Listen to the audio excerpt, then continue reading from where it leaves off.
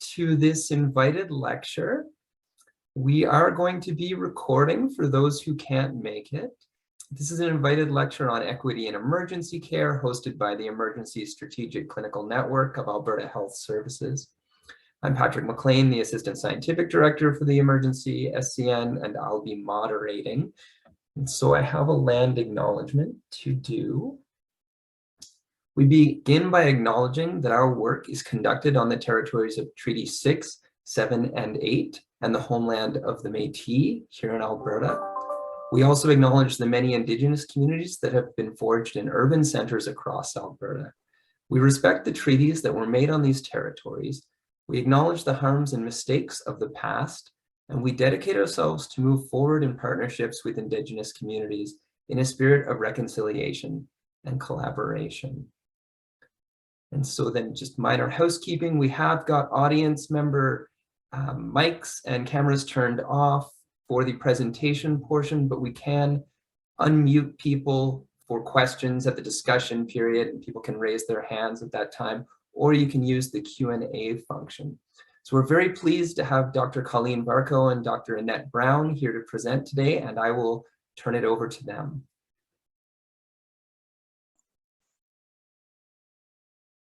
Colleen, I think you're on mute. Great, thank you. I was having trouble finding my bar.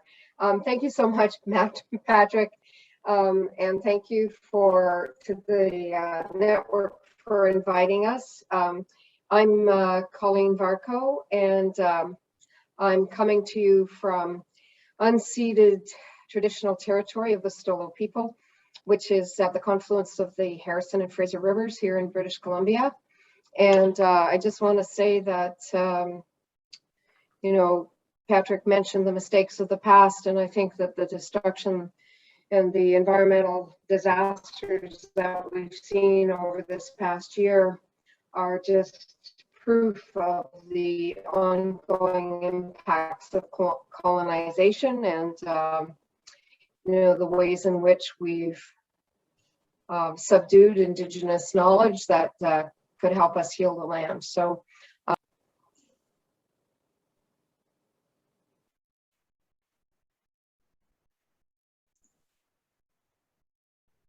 great. I think that it did sound quite wobbly to me, Colleen. I don't know if other people are hearing you clearly, or if it's at my end. Patrick, do you mind giving me the thumbs up that we're good with our sound? Yeah, there's a little bit of wobble. It might be just a little bit of internet instability, but I think we're good to go ahead. Great, thank you so much. My name's Annette Browne. I'm a professor at the UBC School of Nursing, and I'm coming to you today from the beautiful unceded traditional lands of the Musqueam Nation. I'm located here at UBC. I'm currently in my home office in Richmond, which is located on Musqueam territory. And I'm very pleased to be able to acknowledge the gratefulness to be able to do this kind of work together and to have these conversations and to be able to apply our thinking in the best way possible to see how we can all move forward together in a good way to make our health services as effective as possible for a range of people, including people who have so many challenges receiving good, respectful, quality care. And so Colleen and I are going to share some of the presentation today. And I think I will launch in by saying that we'd like to tell you a little bit about how we came to this work that we're going to be discussing today. Colleen and I have been conducting research in the field of health and health inequities for really over 25 years. And we first were starting with identifying and describing some of the impacts of systemic racism, interpersonal violence, structural violence. And we then moved to working in partnership with some Indigenous urban Aboriginal health centers to try to partner with these health centers to try to articulate and tease out the key dimensions of what we call equity-oriented healthcare. And we then shifted to using the evidence base that we've been generating over the years to design and implement and test the effectiveness of an organizational level intervention in the primary care sector. We partnered with some primary healthcare clinics, and we're going to tell you a little bit about the findings from that research program, because it really did encourage us and motivate us to move on in this field of intervention research. You're going to hear that we've also adapted this organizational equity intervention for emergency departments, and this is the majority of the presentation today, is to tell you how that went and some of the findings from that research. And we're also going to end the presentation by giving you a sense of where we're going in our future work in terms of really trying to focus on KMOB, which is a shorthand for knowledge mobilization, particularly paying attention to the intersections of racism, stigma, and people's healthcare experiences. All of this research program has been fueling our development of some point of care and organizational and policy level tools and action kits that we've been developing to try to make some of these ideas come alive and be feasibly usable in real world healthcare settings. And we'd like to tell you a little bit about that as well. So we'll go to the next slide. Thank you. And before we go further in relation to the EQUIP research program and the nature of the organizational intervention that we've been working with in a variety of contexts, I want to start by emphasizing that I do think it's important to be clear about how you and we and others are conceptualizing this idea of health equity and also equity-oriented care, this notion of equity-oriented care or equity-oriented healthcare at the organizational level. Particularly, this is important, I think, in today's era, where there is a proliferation of calls for equity, diversity, inclusion, EDI, and calls for organizations and institutions and health authorities to try to develop strategic plans that integrate some of these ideas.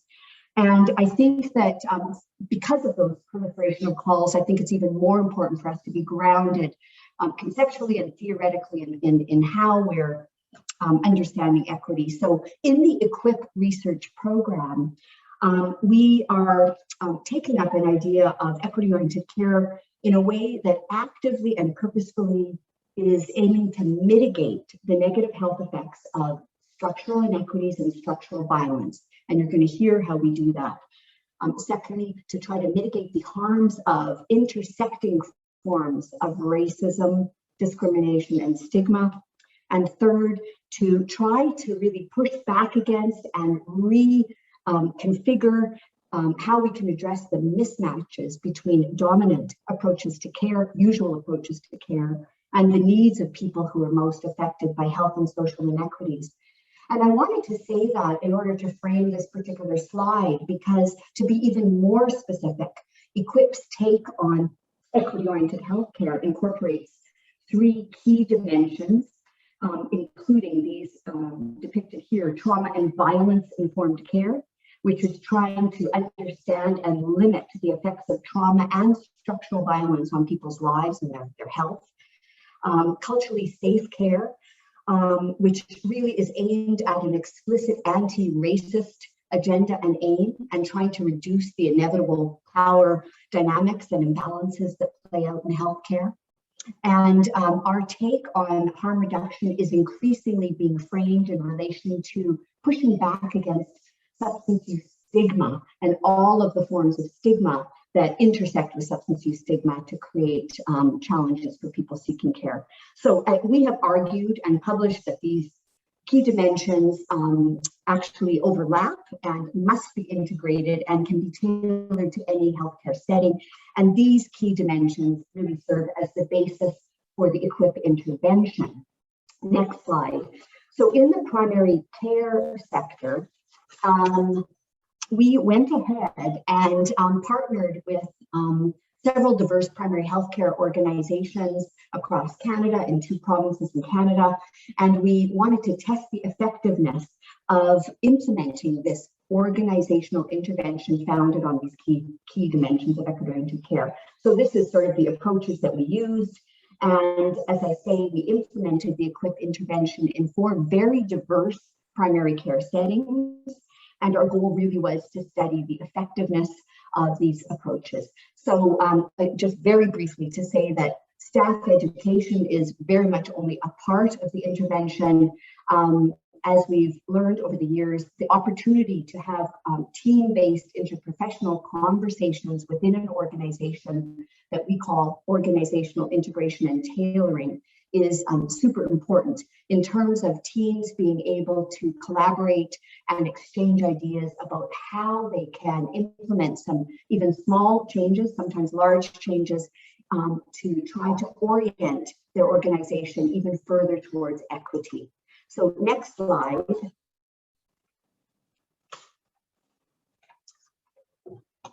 In these primary healthcare settings, the staff work together to implement some changes that were tailored to their unique clinics. And what we observed is the clinics engaged with this organizational intervention known as the EQUIP intervention over time is that first, interprofessional team-based discussions were absolutely key. In fact, some of the most innovative and feasibly implementable changes were generated from, excuse me, the MOAs, the unit clerks that manage the waiting room environments. And it was really interesting for us to observe how people's voices were differently positioned when we and they provided opportunities for these kind of organizational integration and tailoring discussions. I'll just highlight 3 examples of what some of the clinics did. In all the clinics, the reception staff really took leadership for changing the tone of voice, the way in which they were interacting with people on the phone and in the waiting room. In some cases, this involved taking down some of the signage that had a very kind of pejorative tone when people came into the waiting room.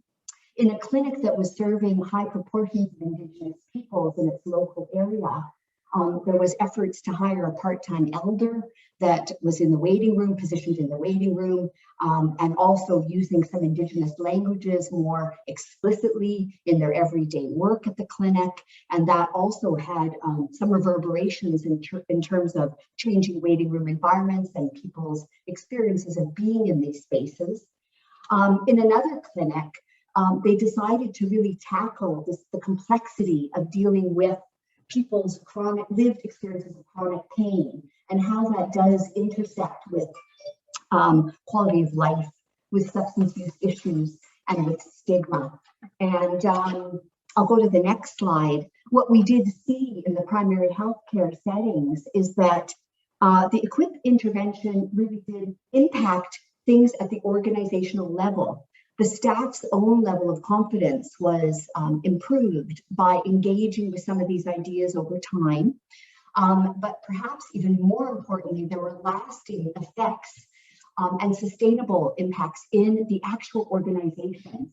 So I've mentioned that opening up these opportunities for organizational integration and tailoring discussions about these key dimensions of equity care, it really did help to shift whose voices were privileged in some team-based discussions on a regular basis. And we saw that things became a little less biomedically oriented in case conferences and team-based discussions.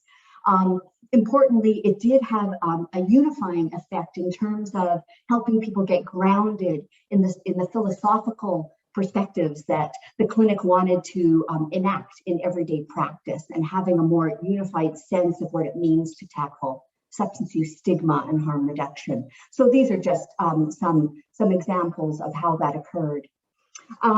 Importantly, this is an infographic that we developed to convey some of the findings from the analyses that we used to assess the relationship between equity-oriented healthcare and selected patient health outcomes. And just very briefly, we were able to follow a cohort of patients, just under 400 patients, for 2 years, and to interview them about their experiences of care, about their self-reported health outcomes and their quality of life.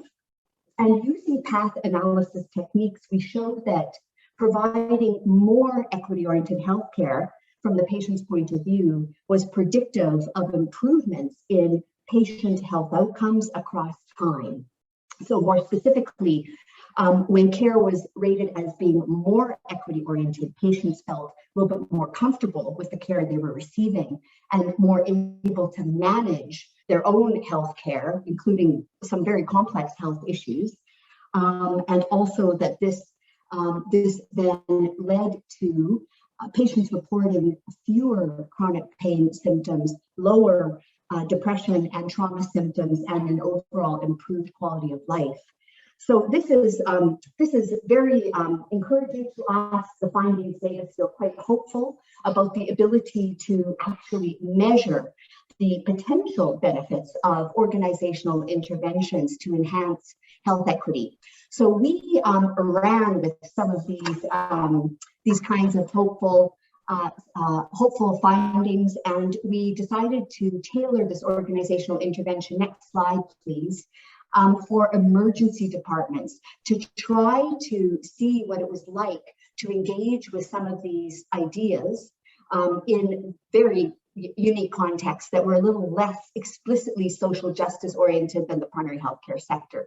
And Colleen is going to focus on what we did in the ERs and what we learned. Thanks, Annette. I hope people are hearing me okay. So we partnered with Surrey Memorial Hospital, St. Paul's Hospital in Vancouver, and UHNBC in Prince George.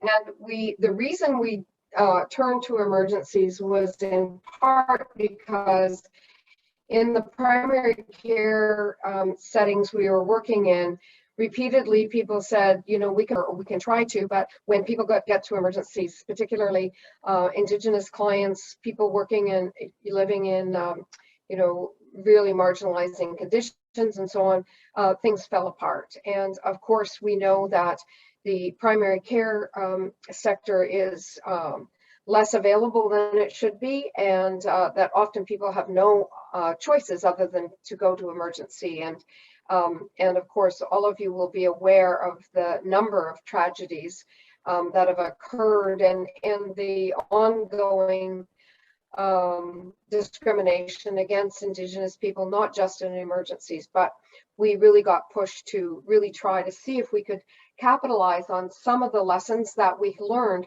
through the study that Annette just described to you, the primary care study, and take a bit of a different approach. So we try to explicitly to have a tripartite leadership model where, yes, it's researchers, but it's leaders in the organization plus community leaders, and specifically Indigenous community leaders guiding at every level.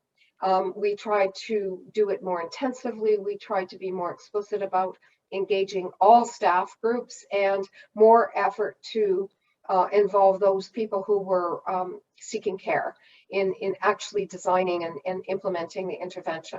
So I just want to emphasize that we undertook this work starting in about 2017, and there was just a rising, as you all know, the rising opioid overdose crisis. And I just want to point out that these are the health authorities in which we were working, and they were really high levels of pressure just from the the opioid overdose crisis alone. And I just want to point out that the Northern Health Authority had the most pressure in that regard. And that's just one sort of way of looking at the pressures under which the emergency units were working while we were conducting this study.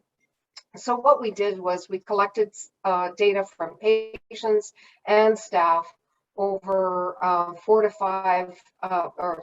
to 4 time points at each of the sites, and then called for a working group of staff to really design and tailor interventions to their own settings. So I'm going to tell you a little bit about our findings, 2 different analyses. The first is analysis of the patient surveys before we did any intervention work. And you can see we tried to invite every single patient as they came into the hospital, if they were able to give consent. So if they were conscious or if they became able to give consent during their stay. And so we had a fairly healthy sample. This is based on almost 1,700 people, and we did a latent class analysis of those data. So you can see we got a pretty diverse sample, and it's more diverse than routine sort of patient satisfaction surveys in emergencies. So we had a high percentage of Indigenous people compared to the underlying population. We had a good number of people being born outside of Canada. We had a good range of ages and so on. So we also had quite a distribution of people who were living in different living situations, had different employment situations, different levels of financial strain. So fairly diverse, and what we were trying to capture are people who, we were trying to include people who typically are excluded from such research. Overall, patients really tended to rate their emergency care very well, but certain people didn't have as good an opinion of the kind of care that they were receiving. So, for example, people living in precarious housing, people whose first language was other than English, were tended to rate their care more poorly. But overall, very high ratings of care. So we tried to drill down a little bit, and we conducted a latent class analysis where you let everybody, you know, all the people in the sample fall into categories. And what we found was that there were, we came up with a solution that identified 6 different classes of people. And I'm just giving a very high level Cole's notes on this, but it mattered whether you were born in Canada or not. And it mattered what your age was. And what we identified was there were 2 very highly marginalized groups of people, very socially, economically disadvantaged groups. And so we have one group is tended to be younger people, and they were born in Canada. And as you can see, 59% of them were Indigenous. Now, and then there was another very more disadvantaged group of people who were not born in Canada. So we were able to look at these groups of people and say, do these characteristics matter in terms of how they rate care, in terms of the discrimination that they report experiencing in everyday life and in the emergency? And indeed, everything was significantly related to these different groups of people. So I think what is also really important is that the groups of people who are more socially and economically disadvantaged also tended to have less access to, and see highlighted in yellow there, those 2 groups of people were less likely to report having a regular primary care home. And you can see that they are also presenting with lower acuity, which we think makes perfect sense. And they tended to be coming to emergency for care for an ongoing or chronic problem. So we also found, as I said, that those were the groups of people that reported experiencing discrimination in the emergency. And, you know, the reasons people gave, some people gave multiple reasons: their appearance, their presumed ethnicity, being suspected of drug seeking. There was all kinds of reasons, but those were the folks who experienced care more poorly and also experienced higher levels of discrimination. And I'll just point out that their everyday discrimination that they experienced didn't necessarily explain that. So there were people who would report, for example, everyday discrimination based on age, but they didn't experience discrimination when they got to the emergency care emergency room. So we think that is actually quite instructive. The other thing that I'd like to point out is the fact that the number of emergency visits for those 2 groups of people who are more highly disadvantaged structurally was much higher than the other groups. So quite significantly higher. So based on that analysis, we were really pleased that we had a inclusive sample, and we're showing here that it's not just about living in poverty or not, living in unstable housing or not, being Indigenous or not. There's multiple forms of oppression and stigma and discrimination operating against people that are having profound impacts. And we think that this is kind of a intersectional analysis that helps us get a little bit more fine-tuned about, really who do we need to focus on if we're going to improve emergency care. The second analysis, a little bit of what I have identified as the implications. We think that, all control for improving emergency care doesn't lie within the emergencies. We have to recognize that the consequences of the crisis in housing affordability and availability, people's lack of access to income, and the lack of primary care capacity are all impacting emergencies, and emergencies are picking up a lot of the burden. But what is within the control of emergencies is reducing the stigma and discrimination that people are experiencing when they come to emergency. So we think that improvements are needed certainly within emergencies, but within the wider social safety net. The second analysis that I want to just tell you very quickly about is that we wanted to look at whether our intervention would make a difference over time. And just going back to what Annette was explaining, our intervention in primary care didn't make any difference on the patient outcomes. We saw that the kind of care that was provided made a difference, but we didn't change the kind of care that was being provided. So we hope to have an impact on emergencies by engaging in intervention work. So we were hoping that experiences of discrimination would decrease, that ratings of care would increase, and that people who left without the care completed would decline, and that staff sick time would decline, because we argue that equity-oriented care is good for emergency staff, not just for patients, and good for the overall system. So working groups at the hospitals undertook actions. They assessed their own settings and said, what is it that we need to be doing in each of these settings? At St. Paul's, they kind of had the most activities, the most sustained activity over time. They ended up focusing on trying to help people find their way through emergency and know what's going on. And they partnered with the Indigenous health team and community members and an Indigenous artist to have an art installation with a ceremony and so on. Surrey Memorial did perhaps had less sustained activity, but they did some similar actions. And UHNBC was under such pressure that they actually didn't start anything until after we collected all our data.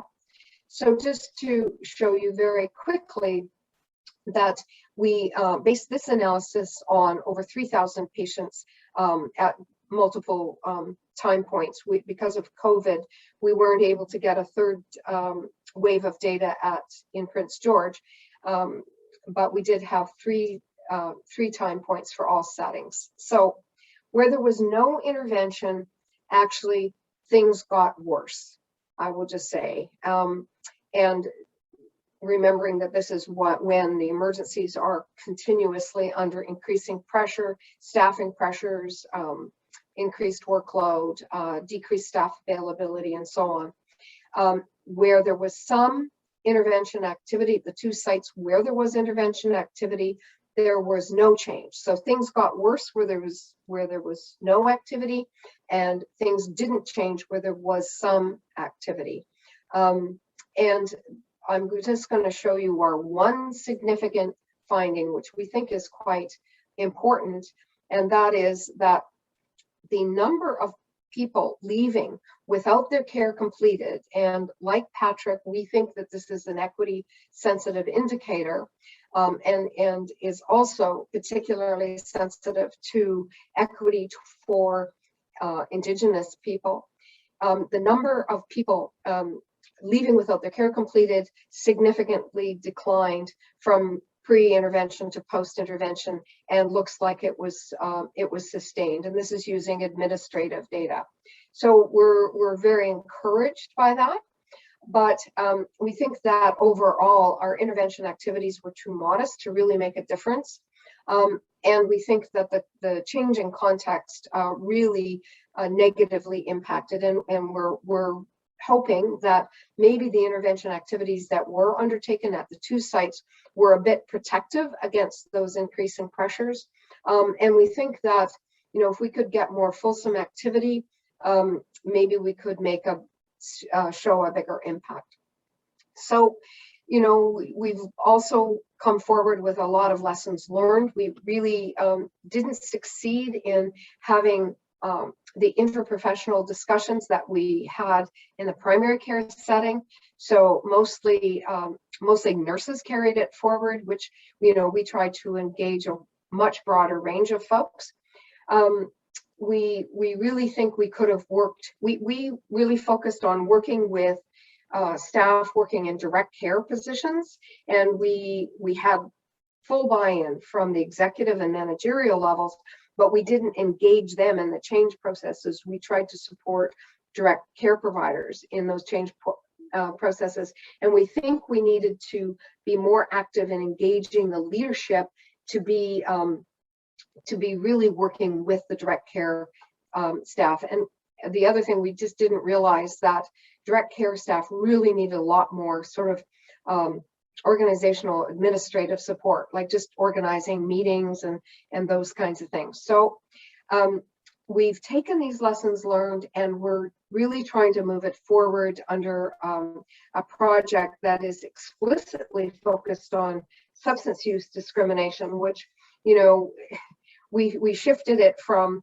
the call from the Public Health Agency of Canada was to improve pathways for care for people who use drugs. And we said that, you know, the using the drugs isn't what's driving people away from care. It's discrimination and stigma. And particularly in our work, we've seen over and over again that Indigenous people, regardless of whether they have ever had a drink or used a drug in their lives, are facing substance use discrimination. So that's really what we're trying to tackle. And Annette's going to tell you a bit about that and about our action kits. Great, thank you, Colleen. Yes, we'd like to tell you a bit about what we're doing. This is based on the lessons learned from working with the EQUIP intervention and also working in partnership with Indigenous leaders and scholars and organizations.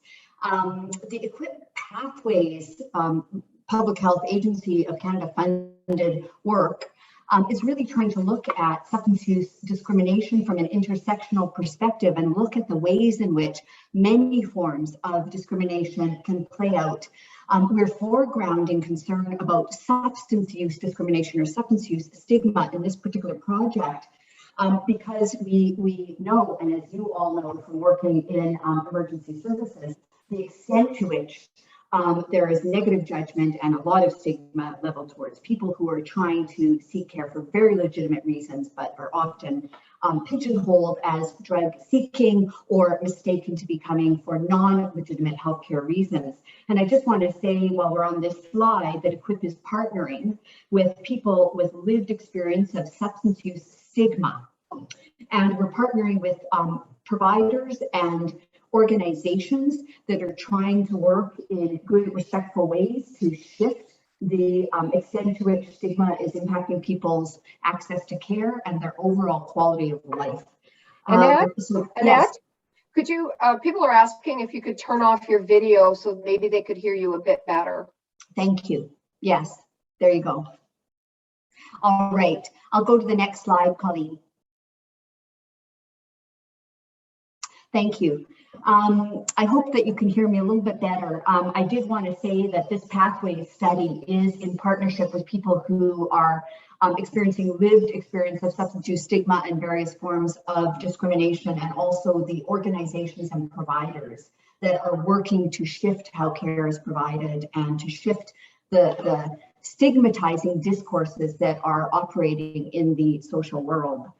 This slide is actually, Colleen devised this slide. It's one of my favorite slides because it reminds me to emphasize that patients or people who experience substance use stigma experience those harms differentially. As you all know, that stigma associated with alcohol use is different from stigma level towards people who are using IV drugs. And intersecting forms of stigma are exacerbated and rendered more visible in the context of poverty and the lack of housing that we're seeing in many of our urban contexts and also increasingly in rural contexts. And so we in the Pathways team want to draw attention to those socio-political contexts, and we want to draw attention to the ideologies that we in the healthcare sector are really reflecting in terms of what's happening in public conversations, in public spaces, in healthcare, in the media, and in our everyday conversations with one another about stigma related to substance use. So next slide, please. The Pathways study is really very much focused on knowledge mobilization. It's a rare opportunity for us actually to channel our energies into really converting some of these ideas into some usable tools and resources. Just starting on the left and moving to the right, where we are engaged in a scoping review to really articulate the key features of what it means to engage with people with lived experience as we're designing healthcare services. And we think that we need to be much more explicit and intentional about that. The Pathways study or project rather is also developing some new e-learning modules. We have a trauma and violence informed e-learning series of modules that are newly developed that are all available and freely accessible on the EQIP website. Perhaps of most relevance to this conversation is that we're also developing an e-learning module to look at this nexus of chronic pain, substance use, and people's trauma and violence issues in their lives, because those are very much representing some of the concerns that people come with when they're coming to emergency departments, as you well know. In the left lower corner, as we've been saying, we're really working to strengthen and optimize the relevancy of our EQIP resources to be as relevant as possible to disrupting substance use stigma and substance use discrimination. I'm going to show you a little bit of the action kit that we're developing, and in the right lower corner, really where we're going is to try to bring these kinds of tools and resources and ways of working into an action kit that can be a guide with some directives for organizations. Next slide, please. This is a glimpse into, again, the key dimensions of equity-oriented care as EQIP is taking them up, and the ways in which we're rolling them into an action kit that can be taken up in a variety of contexts. So we have been obviously using these in the primary care and the emergency context.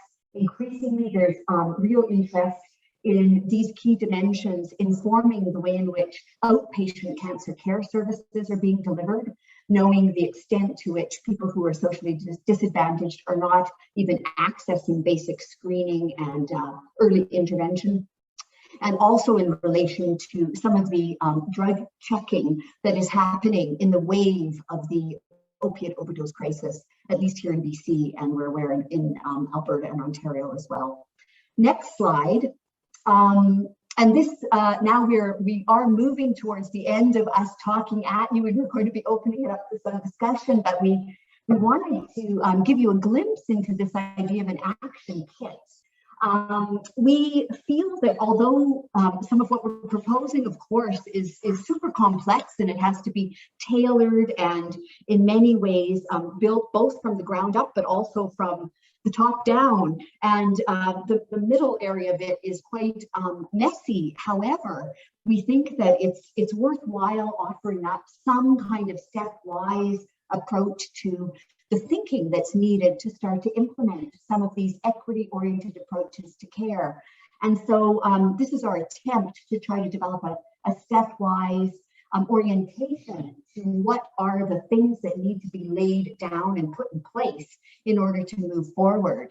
And I'm just going to highlight just a few of these steps.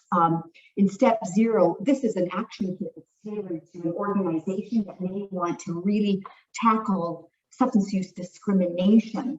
But we could fill this in with how would you want to tackle anti-Indigenous racism, or how would you want to implement cultural safety? Really, the organization has to take stock and figure out how these show up and what would it look like to have a culturally safe organization or a substance use free organization. Step 2, I just want to emphasize that increasingly we know that, of course, leadership executive level endorsement is important, but we absolutely are committed to offering up some strategies for engaging with people who have lived experience of anti-Indigenous racism, lived experience of substance use discrimination, and the ways in which those do intersect. And so it's a real call for organizations right from the outset to engage in some way or another with local community input. Step 2, Colleen mentioned that we have been kind of alerted and wanting to pay more attention to the fact that people working in units or departments or emergency units do need some skills and resources for actually operationalizing some of their ideas. So some help with developing work plans and things like that. And in step 3, we do want to put a plug for looking at what kind of data are currently available in various organizations. Colleen and I and company were really heartened by the way in which we could mobilize administrative data about people who were left without being seen, and the way in which that has been an equity sensitive indicator. And we think that there are other potential data sources that are already being collected that can be tapped into to help figure out what are the priorities, but also how to monitor things. I'll say that in step 4, Colleen and I and our team members are really committed to saying that education cannot be enough. Of course, there has to be staff education provided, but really the organizational tailoring that occurs in interprofessional team discussions, and it occurs when you start to shift policies and protocols. In step 5, I'll say that we're trying to develop some tools and resources for helping organizations monitor and feed back data into their processes. And in step 5, again, these kinds of feedback loops to maintain momentum, to continue to keep your hand on the pulse of what's happening is super important. I want to say right from the outset that doing this kind of work requires an immense amount of anticipatory planning in order to respond to what we call resistance discourses, but also to respond to the opportunities that open up when you invite these kinds of discussions. So the bottom arrow is really trying to put some emphasis into being able to anticipate and respond constructively to the ways in which people will, in some ways, want to maintain the status quo because it seems like it's too much to implement some shifts. But on the other hand, there will be some ways of I think, encouraging people to see that these disruptions can also be opportunities. So next slide, please. This is just one example of one of the ways in which we're identifying different types of tools that are going to be available via the action kit. The action kit for us is really a gathering place for bringing together these and putting them into some kind of logical order for people to use. But we do have learning tools and we do have action tools that actually can help to prompt discussions about what kind of shifts organizations may want to do. And we're developing some equity sensitive evaluation tools. And next slide. And I think this is our penultimate slide.